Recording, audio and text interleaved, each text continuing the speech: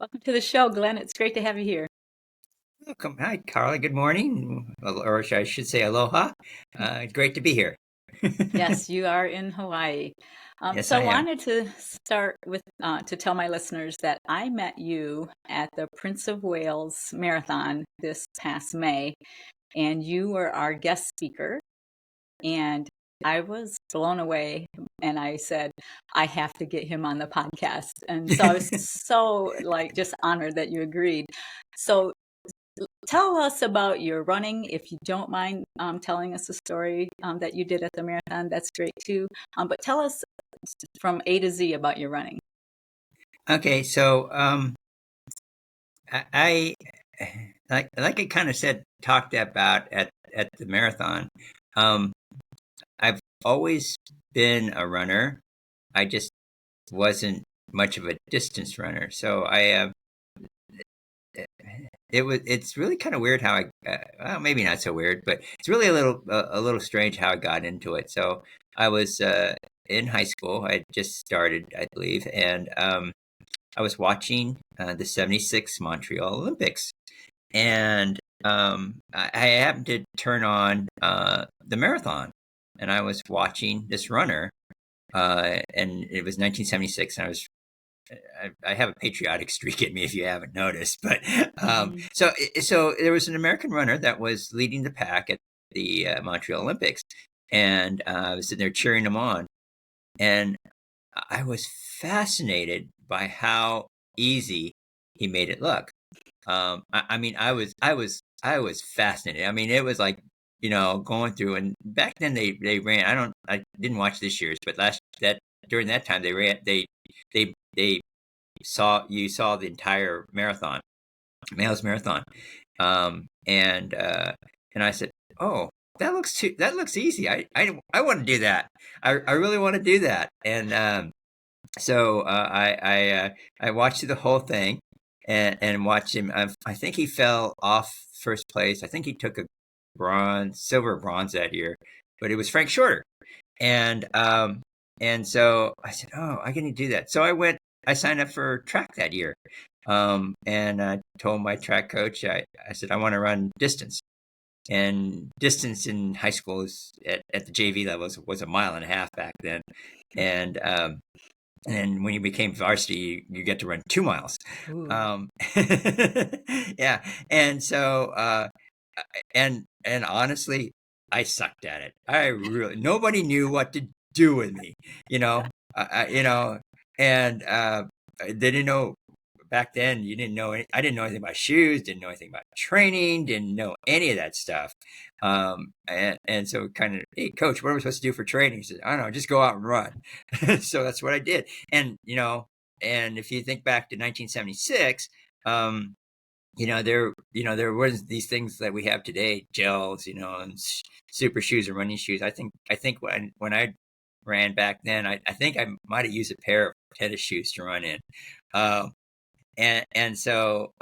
but I stuck with it for all 4 years in high school, and then like I said, I wasn't very good at it, but since I got participation points for the team, the coach let me stick around. And so that's how I got started in running. And I kept at it through my academy days and through my career and stuff like that. And when I ended up finally retiring from the Air Force, I actually kind of got off of running for a while, and and got a job in civil service, and for whatever reason, it became running was like didn't exist. Um, and so I put on a lot of weight. I weighed close to 190 pounds at one time. Um, and I realized, okay, I got to do something about this. Um, so I started getting back into running again. I met up with this group of local runners here in Hawaii, and actually before that, I ran a half marathon.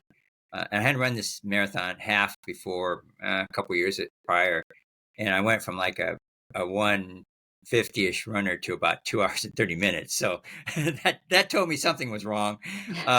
And so I decided I better start up. So I met this group of runners that they meet about once twice a week in the afternoons. We still do. Um, and I started training with them. As a matter of fact, it was really kind of funny. They invited me along the following weekend. I think they were training for something we call Peacock around here. It's a 50-miler. It's an ultra. It's in the hills over on the north side, and I got to go on one. That was my first real experience with these guys, and I went on one of their training runs. Well, that was a mistake. They were tackling hills and everything else, and I was just struggling along. So, but I guess I made an impression because I stuck with it and came back the following week. Uh, so, um, yeah, and so that year I did the Honolulu Marathon. It was actually my second ever marathon, and And what was your first? and first was Honolulu too. But it Oh, was in like yeah. So it was 1999. Was my first marathon, the Honolulu, um, and that's another story. I'll get to that a little bit maybe. Um, so anyway, and then since then, and then I found out. Then I found out. Oh, one of the guys. Was going to was going to travel to a marathon. I kind of went, what? You can travel to these things? no, they only exist on Hawaii. Yeah. Well, that's all I did was I had done several here, but I didn't realize that you could actually travel to a marathon. So uh so um so I went, oh, okay. So we went. We actually went. We actually went to Maui at Maui Oceanfront, and then I actually went to Hilo, and then um, the lead of the group, his name is Les. He's a real good friend of mine now. He said he was going to go to this thing called a Marathon Maniacs Reunion, and I said, "Oh, okay." And he was kind of moaning a little bit that nobody wanted to go with him. I said, "Well, I'll go with you." Um, so I went, and the side story there was we were actually going to go to gamble at one of the Indian casinos up there, and so I did my first double that weekend. I ran the Ghost of Tacoma Marathon on Saturday and the and the Real Tacoma Marathon on Sunday. So Um, you got bit by the bug that weekend, didn't you? I did, as a matter of fact. So that's how I got bitten. But part of it was the gambling piece of it. So Les at the time was a really big gambler. He's one of those ones that goes to Las Vegas, and they give him the free rooms and pick you up at the car at the airport and stuff like that back then. And and we were talking. We both he likes to play craps. So I said, okay, I know a little bit about craps. So he would so he had a strategy he wanted to try out. So okay, that sounds plausible. So we ended up running. We actually got there on Saturday morning. We actually changed clothes in the rental car center restroom, and then we rushed on down to the start of the marathon. And we actually missed the start by about 5 minutes because we were going over the bridge in Tacoma, and we saw this group of runners taking us. Oh, there it is. We're trying to figure out where to go. And You've been so there luckily, before. yeah. So luckily we Les knew the race director, and he had called them and said, oh yeah, just park your car here and we'll let you start. Okay. So we did, and we took off. Um, and so after we got done with that one, we went back to the hotel room, we changed, and let's go. Are we going casino? Yeah. Okay. We can go to casino. So we headed over to the casino, and we played for probably a good 2 hours or so, um, and we made enough in those 2 hours to actually pay for the trip. Nice. Yeah, Nice. and so I'm sitting there, and I'm sitting there, Les, hey, because we had a reunion dinner to go to. I said, hey, Les, we got to go. We got to okay. So we cashed in and took off. Then lo and behold, when we got to the reunion dinner, they had actually oversold the dinner, so we couldn't get in. So yeah, so let's go. So, well, what do you want to do? You want to go back casino? We can go back casino. So we headed back there. We played for a few more hours, and then and then we cashed out. I don't know, a few more $1,000 or so. Is that all? And Just a few. yeah, yeah, we had now doubled what we had paid for our trip. Wow, that's Oh great. yeah, and so I ran. We went back. I said, "Hey, Les, we gotta get up early in the morning. We gotta leave here." Okay, okay, yeah. He wanted to stay, but we had to get some sleep. So we headed back to the casino, ran the marathon the next morning, and then afterwards we were checking out and and stuff. And Les goes, "You want to go back?" I said, "Yeah, but since we're in Washington, I kind of want to have seafood." Okay. So we headed back. And it was really funny. We showed back at the table, and one of the dealers looked at us and said, "Oh, I remember you guys." and at the time, we decided that time we were going to go get our player's card. We hadn't done it the previous night because Les had told him, "Oh, we're not going to be back to back, or we're not going to be doing this again." So, okay. So, but then Les said, "Okay, we'll get a player's card." So we went. So we went and gave our driver's license stuff to get our player's card. The Not the pit boss or the floor boss for the casino came and gave us our player's card, and he was going, "Here you go, Mr. Marumoto. Thank you for playing. Thank you for using our staff. Is there anything else I could do for you?" They wanted their money back. Yes, I'm sure they did. They did, but we played for another couple hours, and I said, "Hey, Les, it's getting. I need to get something to eat." Okay. So we cashed out. I kind of think we were. I know I was over $5,000 that weekend. Cash Wow. with yeah. So I was hooked that way. You were hooked on gambling as well. Yeah, hooked on gambling, hooked on running. So, as a matter of fact, as I was running through the 50 states, I would actually stop at casinos on my trips and just gamble for a few hours or an hour or two on my way there or back. So you've done all 50 states. Yeah. Yeah. Have you gambled in all 50 states? No, I haven't. There's not that many. Okay. There are casinos in most of them, but not all of them. And some of the casinos don't have live craps games either. So, Okay. um, But yeah, you have done a different activity in all 50 states. I have. I am actually the first known runner to have golfed in all 50 states and run a marathon in all 50 states. You've There's golfed one all, other you've runner golfed. that I know of. Yeah, there's one other runner in the 50 states club that I know of that has now done it too. I Okay. think she's done 9 holes. I And did. you've I've done done 18. 18. I've done 18. Yeah. Great. As a matter And of how fact, many? that's how I got talked into doing the 50 states. We were on a Sunday run around here, and they were egging me on about going to do the 50 states, and I said, "Nah, people have already done that. I don't know that I want to do that." And at the time, I was still more of an avid golfer than was a runner, and so they said, "Well, why don't you just golf and run in 50 states?" And I went, "Now that's a challenge." So yeah, for a year and a half, I dragged golf clubs around with me along with my running gear. Wow.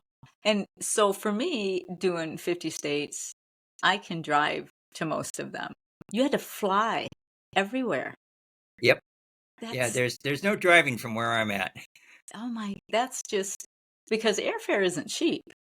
And to even take, extra things like an extra golf bag or whatever, that's crazy. And just the logistics of that.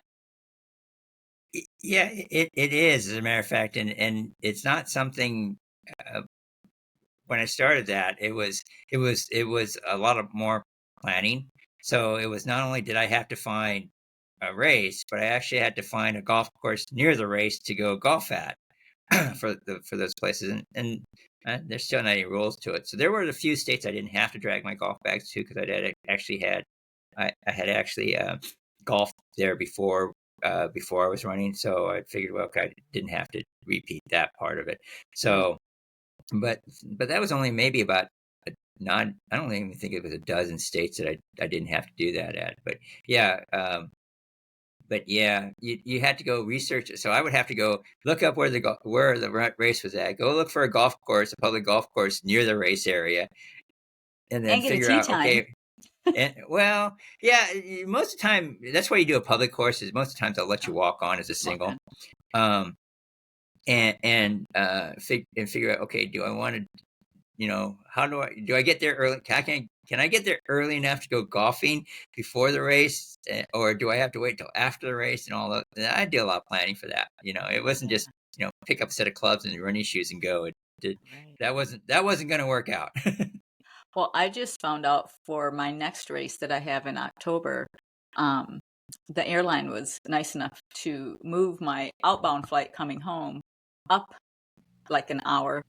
So I had to get a hold of the race directors and said, "Hey, can I do the early start? Because I hadn't planned on that. Because otherwise, I'm gonna Hmm. miss my flight."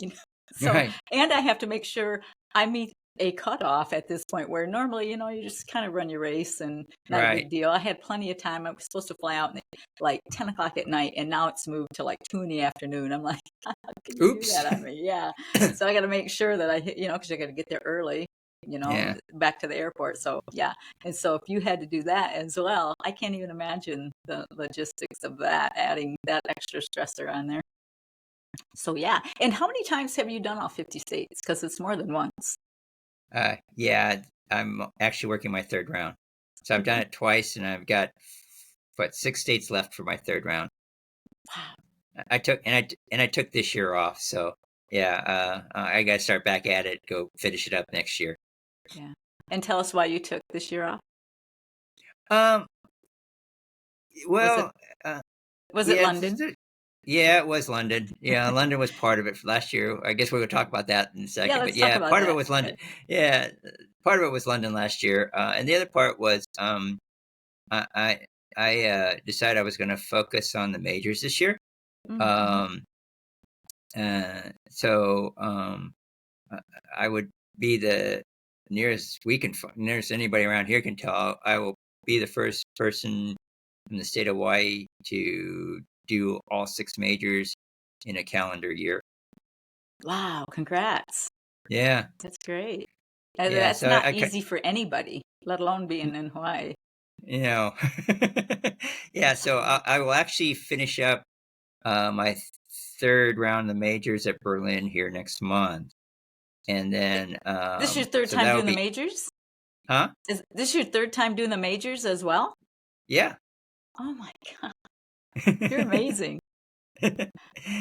Yeah, so I will actually, this will be, Berlin will be my sixth major in 12 months, and then I'll finish up in a calendar year with New York this fall. Oh, congrats, you got into New York. I tried. I didn't make it. Yeah, I I'll heard. keep trying. Yeah, yeah. Yeah, So this year I got in through the virtual option. So I signed up for uh, I got in through the virtual last year, and then subsequently I got picked up for a New York entry after that. So nice. that's how I was able to run it 2 years in a row. But yeah, and then next year's New York, I actually am working the 9+1 route. What's that? Oh, you haven't heard about the 9+1 entry? Mm-mm. Um, Yeah, it's everybody likes to call it the local way of getting in. Of course, I'm not local to New York or the tri-state No. area. But yeah, you have to be a New York Roadrunners member, and then you have to do 9 of their races, and then volunteer one time at one of their races. Huh. So I yeah, would make that happen. yeah. So I have done a lot of trips to New York this year. Yes. Yeah, just And recently. So for those of you who yeah, are listening to the last podcast, this is Julia's running brother. yeah. So yeah, this is Glenn. Yeah. So Yeah, did you so guys run that together when you were there? uh, Did you run a which race together when you were there last month with Julia? yeah, we did, as a matter of fact. So that was one of the reasons I was there that weekend was Hmm. there were 2 New York Roadrunner races in that Saturday Monday time frame. So so that makes the travel a little bit easier. Um, And then we ran the I forget what they call it, the retro 4 miler over in Central Park. And then I was gonna run a 5K on Monday night, but it ended up getting canceled because of the heat. So they gave us Mm. credit for the running the 5K. But yeah, and then it.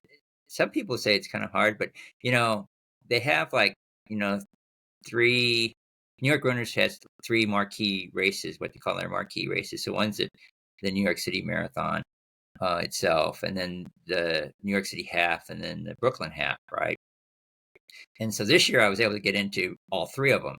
So that, and traveling for a half, although it's a little harder for me, it's not a big deal, not as big a deal. So I already had three of the 9, and then you could actually do 3 virtuals that count. So that's easy. Yeah. So you can do 3 virtuals that count. So that's only leaves you three other races you got to go find. And then you got to figure out how to get the volunteer opportunity out of the way. And that's actually, I found out, the hardest thing to do is find an open volunteer activity you can go volunteer Really? at with. Yeah. Yeah. Hmm. The 9+1 program is very, very popular. I mean, you're talking a city, what, 10 million people, right? And, even if you have 10% of them are runners, that's still a lot of Yeah. runners that are trying to get into all that. So, yeah. So it was actually harder. I found out it was actually hard to find a volunteer opportunity than it was to find a race to get into. Wow. So is there a time limit on when you have to do the 9 plus the 1? Yeah, yearly. So A you year. have to do it January through December. Wow. Yeah. Hmm. And then does that give you like a shoe in for sure to get into the New York Oh Marathon? it's a guaranteed entry for the Guaranteed? following year. Wow. Yep. Yeah, Yeah, it's so almost worth it. I'll get into next year's New York too. Well, sell me your bib. So tell us about London, because this was one of the stories that you told at the race Oh, yeah. talk. So London 2023, last year's London. Um, eh, yeah, it kind of cemented my name in history. So I was doing the Boston London double, and so I'd run Boston the previous Monday, and I was coming over mile 20, whatever that is, 2021, which is Heartbreak Hill. And I kind of felt a little bit of a stabbing pain in my right leg. And I said, okay, cramp, whatever, just probably strained a little bit. Came down off a Heartbreak and just was running for the finish line. I was trying to at least do a sub 4 there. And so I sprinted toward the end. And so I packed up my stuff and headed toward London the next day. And I did a couple warm up runs around the area I was staying over in Chelsea, over in London. And it the pain was still kind of there, but it wasn't bad. You all run with pain every once in a while and go, oh yeah, just Yeah, it's one of those, yeah, yeah, this is just normal, strain. Okay, so so that year I was trying to sub 4 London too, and so I started out, and you start up there on the hill in Greenwich Village and in Greenwich Park, and so I was literally I was hauling ass down the hill, and so I was coming through, and then right at about mile 4, I had the 3:55 pacer past me, coming in from a different wave area. So okay, well, let me catch up to him and see what I can see if I can keep on his tail. And so I started speeding up, and right after I passed the mile 4 mile marker, I felt this sharp pain go up my right leg. I mean, it was sharp. It was so painful that I had to stop and start walking. And I kind of had a hint of what it was, but I could still walk, so I kept walking. I kept walking. And about, a couple hundred yards down the road, I said, all right, should I look? Should I look? Do I need to look? Um, okay, I couldn't handle it anymore. So I looked down, and I said, oh, well, I don't see any bones sticking out there, and I can still walk. So I'll just keep going. So I did. So I just started doing a run walk thing all the way from mile 4 to the finish.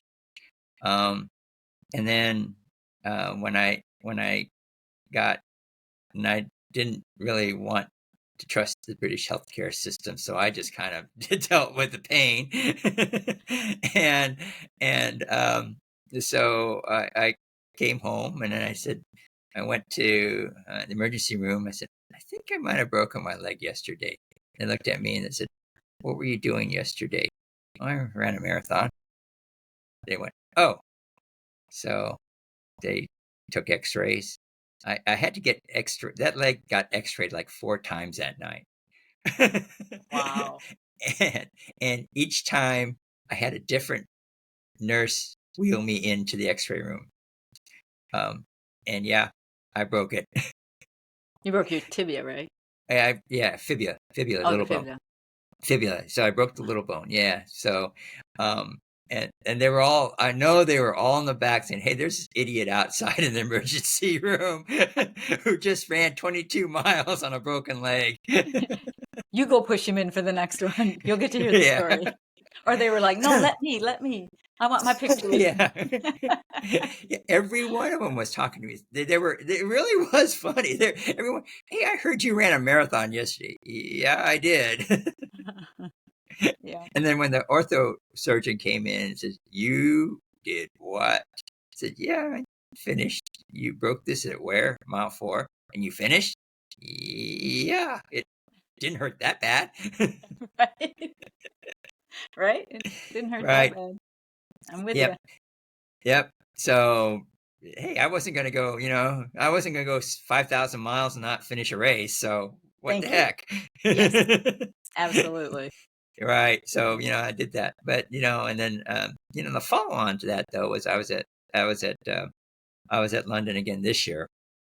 And same place. I was coming down that hill off of Greenwich Park. The 3:55 pacer passed me again. Oh, crap. And I was looking at the mile 4 mile marker going, okay, what's going to happen this year? I kept on going. And as I passed the mile 4 mile marker, I gave it the bird and kept on going. Yes. I had a feeling you were going to say that. Well, good. I'm glad it wasn't broken again. That's great. No, I didn't break this time. And I actually finished in 3:58 this year. So I got myself 4 at London. That's a great time. Wow. Yeah. Yeah, I don't think I'll ever see sub 4s again. I didn't see too many of them in the past. I saw a few of them, but not too many. But yeah, that's great. So, Yeah. before we move on, or you tell us your next story, I want to back up all the way to where you did your first back-to-back when you didn't really have like the training for it. You guys just decided to do 2 marathons Yeah. back-to-back. You are very Yeah. easily influenced, aren't you? Yeah, I guess I kind of am. I am too. I just had to put that in there. So, but feel free. Well, Let's move on. well, and that's how I got to running my first marathon, as a matter of fact. So I had just gotten here. This was my first tour. This was during my first tour in Hawaii. I got assigned to, at the time it was called Pacific Command. Now it's Indo-Pacific Command. And it's a joint command. So you have, Air Force, Navy, Marines, in there, an Army in there with all together. And I just happened to get assigned to this office where it was once again filled with a bunch of runners. and they were, and this was 98. So that year they were all talking about running this one half marathon here locally, the Val Nolasco. And they kind of, oh, Glenn, you got to do this. You got to join us with this. Okay, I'll do it. So I ran the half, and actually I kind of enjoyed it. Of course, we all know now halves are pretty easy, so Oh, easier. listeners, it's okay. Just move on. And so I said, oh, that was kind of fun. And then so they said, oh, Glenn, you got to do the Honolulu Marathon next year. You got to join us for the Honolulu Marathon. Okay. So I actually signed up and started training.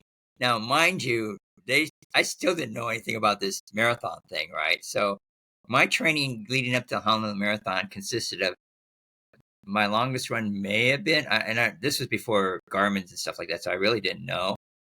I think my longest run may have been a 10K, maybe.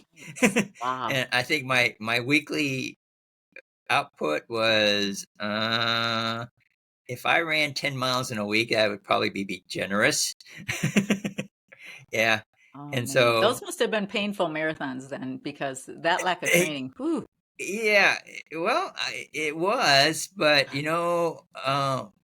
because of my track background from before, I didn't know you could stop and walk, so I ran the whole thing. It may not have been fast toward the end, but I was running. I You're was still not doing any running. walking at all. Uh, so yeah, once again I had bad shoes, no gels. I was like, oh, okay, I'll get some water here, or oh, they give us water, and I think I might have had a banana or apple too on the course. I don't remember, Wow. but that was it. It's like, okay, well, Wow. and at the time I thought that was going to be one and done. Oh, of course, we all say that. Yeah, I'll say Yeah. that the first one. I thought that was going to be one and done. Yeah. One and done. Yep. One and done. Absolutely. That's it. I check the block. I'm done. Yeah. Yeah. Famous last words. Yeah, famous last words. Yeah. So you've done 50 states 3 times around. You've done the majors 3 times around. And what's next? Are you going to do the continents? What do you got on the docket?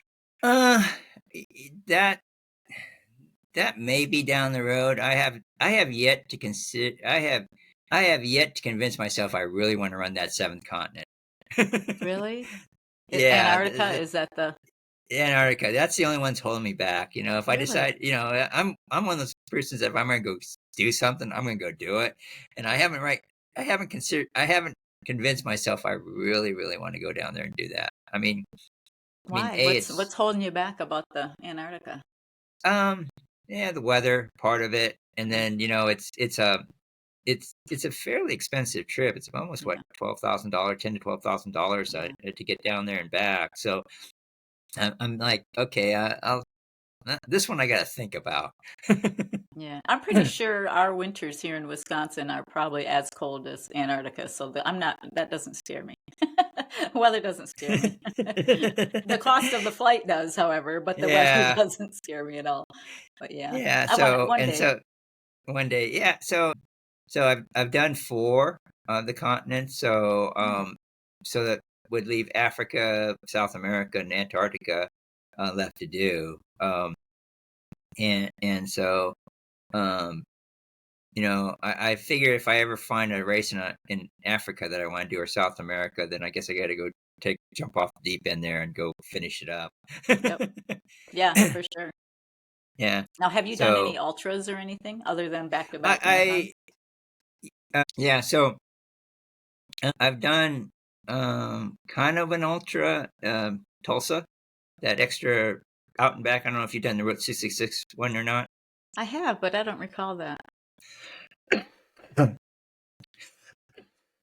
Excuse me. That's something caught in my throat. Yeah, so as part of Route 66, you can pay for an extra, I don't know, what is it, about a half mile, quarter mile, or whatever, and do what they call the Center of the Nation route. Hmm. So basically, you come off the Tulsa Route 66 route and make a right turn to this marker that's the center of the nation. And Hmm. you go run around the center of the nation and come back out. And that gets you to 27 miles. So And technically, so, yes, it's an ultra. yes, so it's an ultra. It's officially an ultra. It's over It is. 26.2, so it's officially an ultra. Yeah. So that was my first ultra. And then I did one to get the Virgin Islands. I did one there because that was the only long race or Oh, marathon greater distance in the Virgin Islands. So, well, that's my other claim to fame. I'm actually the second known runner to have done all the territories too. oh, wow. Yeah, Very cool. yeah. Brett Wagner in Wyoming is the first, so I finished 6 months after he did. Oh, dang it. Now, has he been on a podcast though? Because you're I on a don't podcast. I don't know. Probably. Unfortunately, I'm not a famous podcaster, but at least you're on one. um, yeah. So he lives in Wyoming, and his claim to fame is he's the lead person in the in the Global Marathon Club. So he's done 200 plus countries. Marathon Globetrotters, yeah. Oh, So I've he's heard of done, that. yeah, Marathon Globetrotters is that club, and so he's done. I don't know. I think he might be up to 205 or 206. He did his 200 at American Samoa the same month that I did it. Wow. Yeah. Nice guy. Did So you meet him? yeah. So I knew of him, but that was the first time I met him. Was there personally met him. Like I said, he enjoys doing country. Those of us that go out and rack up states. He racks up countries. Yeah. Well, there's those of us who can barely afford to rack up the states. So those that are Yeah. racking up the countries have a whole nother It money thing it that I don't know about. So it is, as a matter of fact, and he has some interesting stories. He was talking to us. He actually ran a marathon in Haiti one time, wow. believe it or not.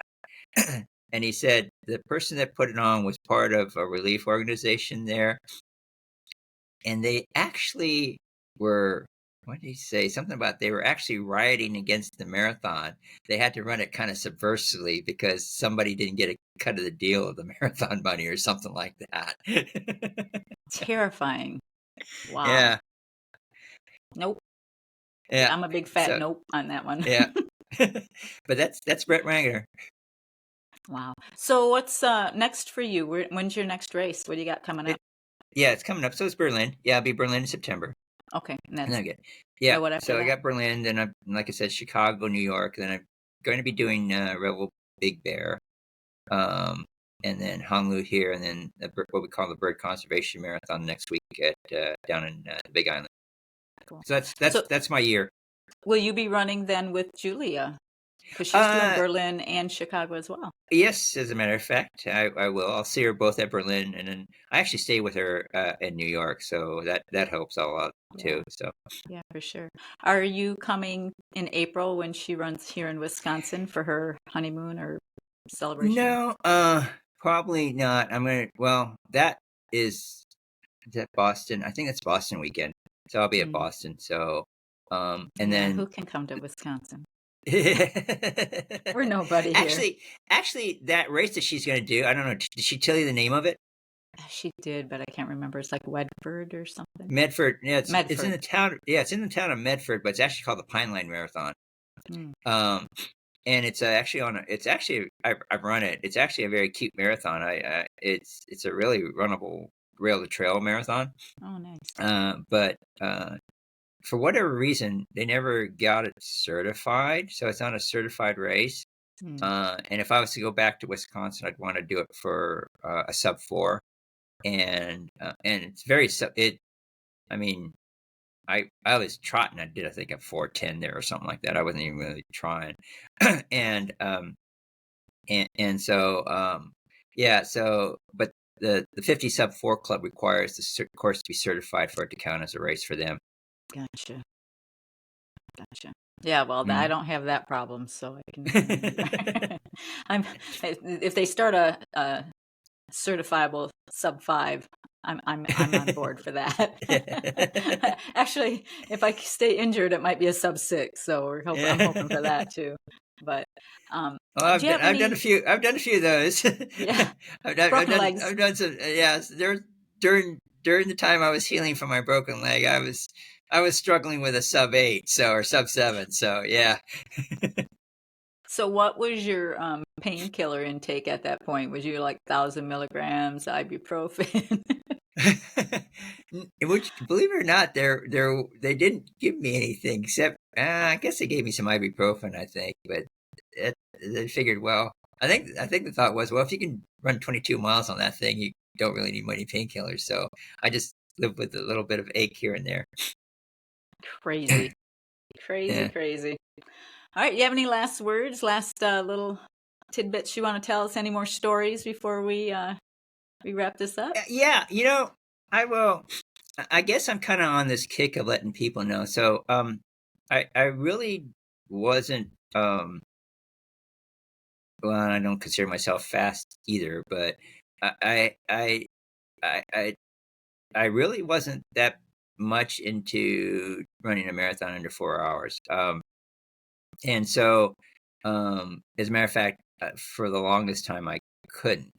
I would get these really severe cramps, once again, in my right leg, mostly.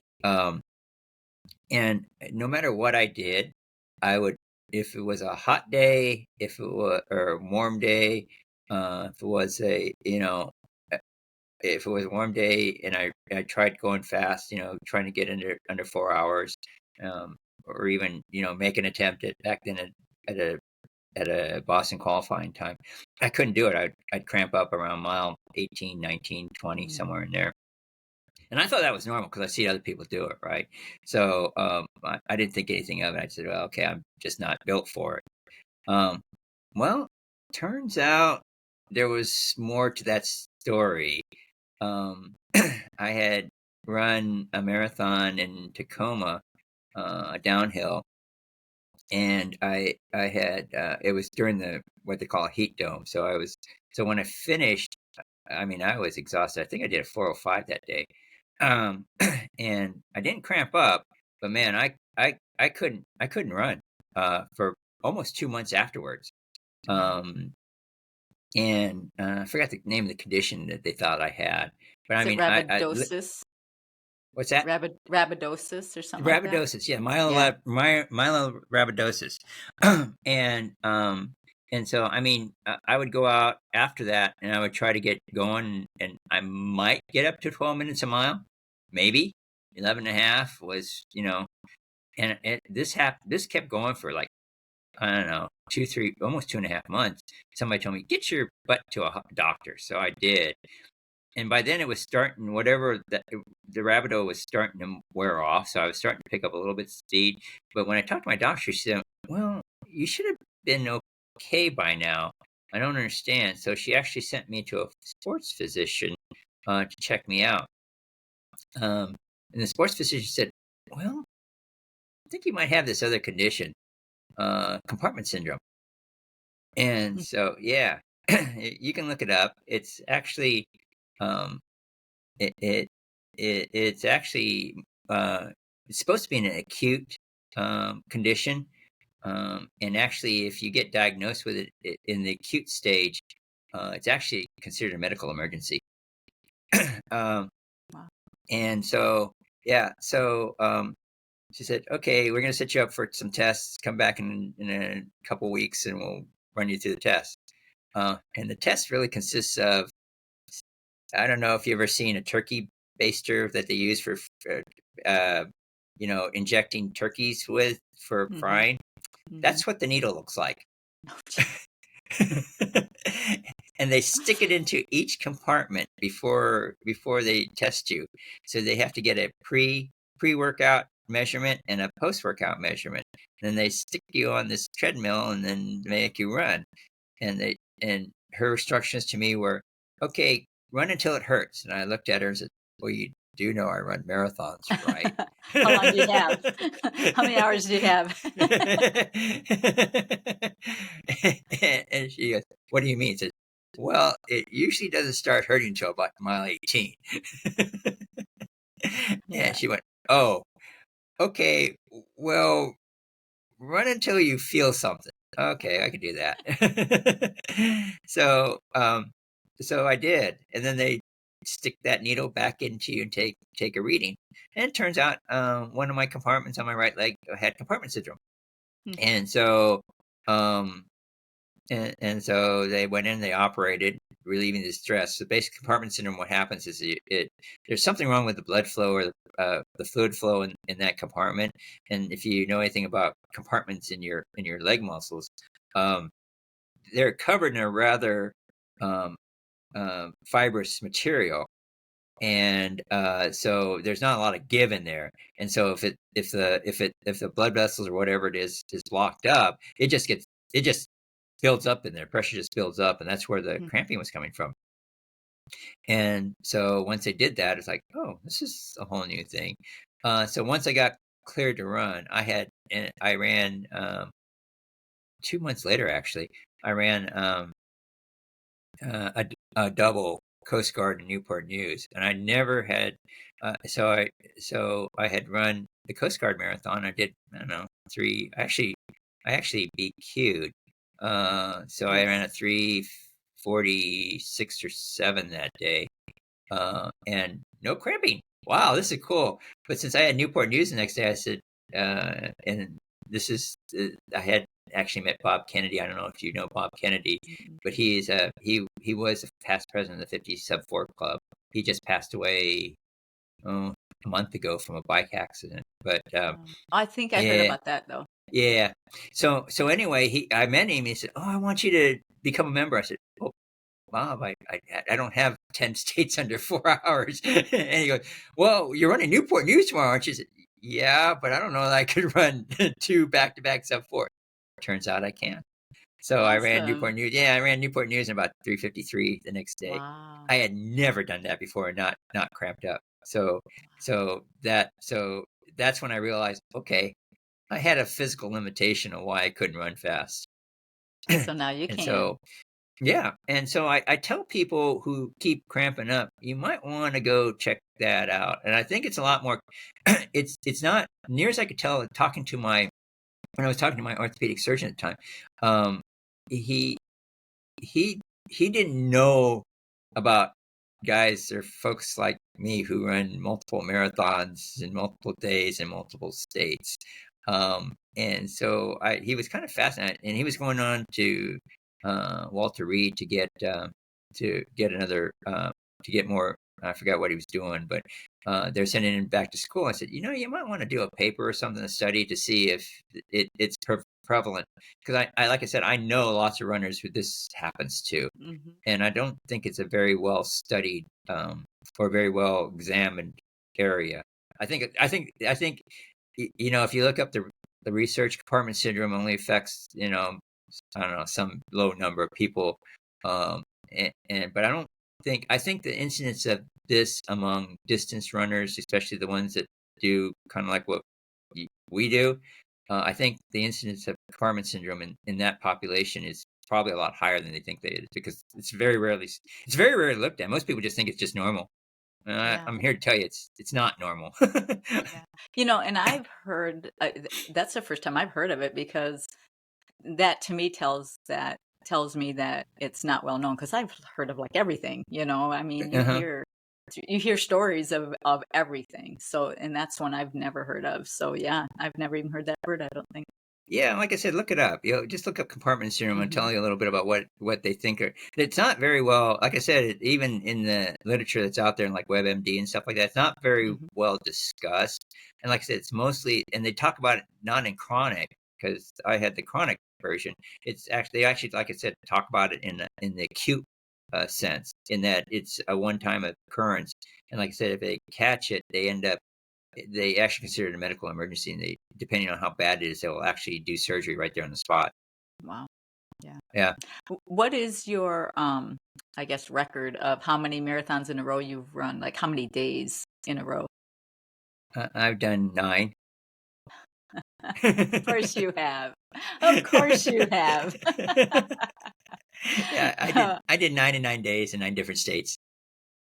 Was that with mainly marathons? It was some of it was mainly so I did a back to back in West Virginia and Virginia on Saturday and Sunday. The West Virginia race doesn't exist anymore, but I did uh, Reston Runners Marathon in Virginia, and then I went down and picked up mainly Riverboat Series down in Louisiana.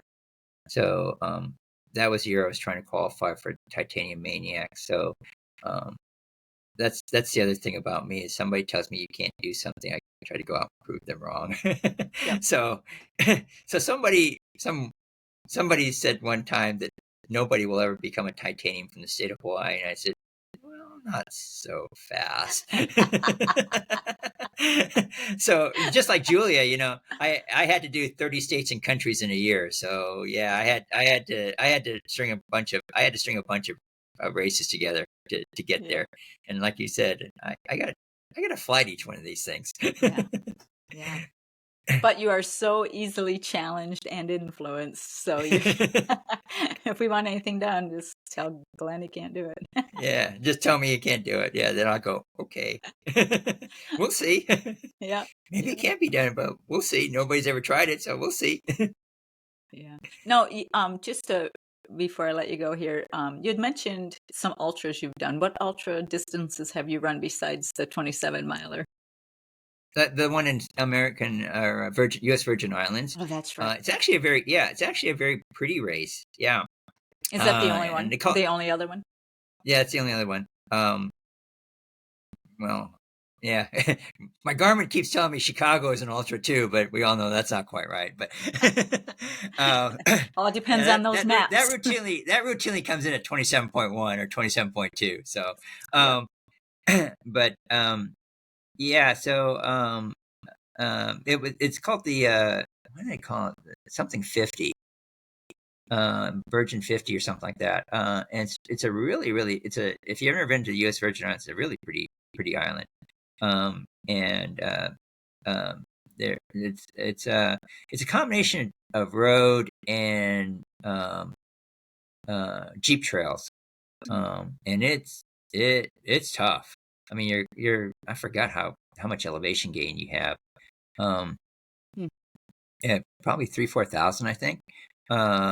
Yeah, on a small island. So, but yeah, it was a very scenic race. I mean, you get up on top of the hill and you look around and you see nothing but blue waters and jungle canopy and stuff like that. So, Yeah. very pretty race. I would do a runcation there for sure. I would like that. Yeah, it's Yeah. running. When is it? January, February. I think they hold it every year. They used to have they used to have a 50 mile. I think they've cut it back to a 50K now. I like 50 miles. That's a good distance for me. All right, sir. Any last little tidbits you want to share with us? No, I think that the only thing I would probably say is just like, little sis said yesterday or, on her podcast, it's really the body. And I truly believe this. The body can handle just about anything. If anything, my military career has taught me that.